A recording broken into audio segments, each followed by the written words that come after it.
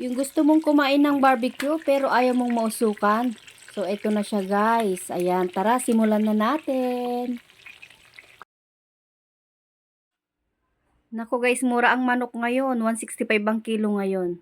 So, ayan, meron tayong 1 kilo dito. Bali, iba't ibang part ng manok. 5 pirasong kalamansi. Hiwa-hiwain natin tapos ipipiga natin dito sa chicken.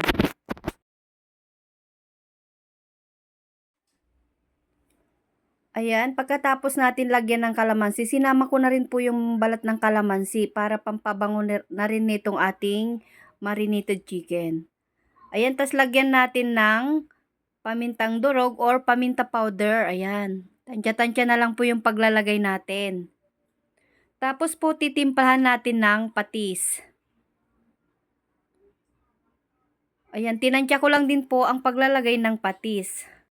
Tapos naglagay din ako ng liquid seasoning. Ayan, tansya rin po yung paglalagay natin. Shoutout lahat po ng aking viewers, tsaka yung ating mga followers dyan. Ayan, welcome na welcome po kayo dito sa Jim's Cooking. Saka ako ito i-mix. Ayan, kinamay ko na guys, pero malinis naman ng aking kamay. Tapos i-marinate natin nito kahit 1 oras para malasang malasa yung ating chicken. After natin i-marinate ng 1 oras, ayan, maglagay ako ng chicken oil guys. Nilagyan ko yung kawali.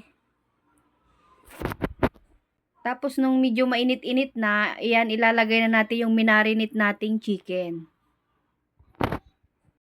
Kung hindi mo pa to nasusubukan na ko, i-try mo na guys. Talagang ma-unlimited ka sa kanin dito sa ulam na to. Gustong gusto rin po ng mga anak ko itong ulam na to. Yung ganitong luto sa manok.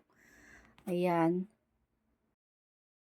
Kaya kapag ganito ang ulam mo, naku, magsaing ka ng marami. Talaga namang ma-unlimited ka sa kanin sa ulam na to. Ayan, takpan natin.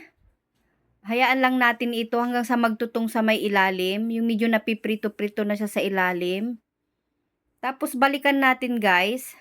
Binaliktad ko para dun sa kabilang side din. Ayan, kung ayaw mo mausukan, naku, ganito gawin mo at talaga namang perfect itong ano na to, luto sa manok. Ayan, takpan ko ulit, tas balikan natin maya-maya.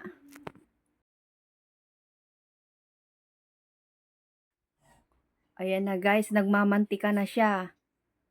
Binaliktad na, kailang baliktad na rin po ako. Ayan, ang bango naman ng ating grilled pan chicken. Ayan, ang sarap nito guys. Talaga namang pati yung oil niyan, maisasaba mo sa kanin dahil napakalasa ng chicken oil niya. Ganito naman sa dun sa fast food, yung chicken oil, talagang sinasabaw sa kanin. So perfect. Ito na siya guys. Meron na tayong masarap na chicken grilled pan. Ayan. So yun po, sana nagustuhan nyo muli itong ating video. Pa-like and share naman po. Hanggang sa muli guys. Bye!